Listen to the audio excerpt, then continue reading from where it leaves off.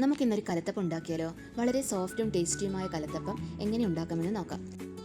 ഇതിനായി ഞാനിവിടെ എടുത്തിരിക്കുന്നത് കുതിർത്ത് വെച്ച 1 കപ്പ് പച്ചരി,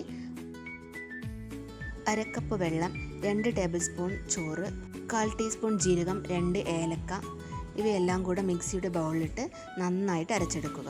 ഇനി ഒരു പാത്രത്തിലേക്ക് 1/2 കപ്പ് വെല്ലവും 1/4 കപ്പ് വെള്ളവും ചേർത്ത് നന്നായി ഉരുക്കിയെടുക്കുക.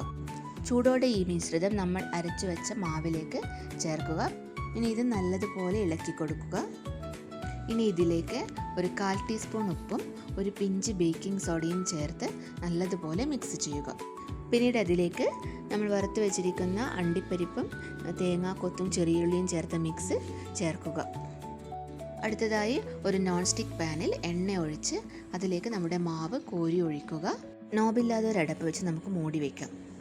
ഒരു 5 മിനിറ്റ്സ് ആയതിനു ശേഷം നമുക്ക് തീ ഓഫ് ചെയ്യാം. ഒരു 5 മിനിറ്റ്സ് കൂടെ റെസ്റ്റ് ചെയ്യാൻ വെച്ചതിന് ശേഷം നമുക്ക് കലത്തപ്പം ഉപയോഗിക്കാം.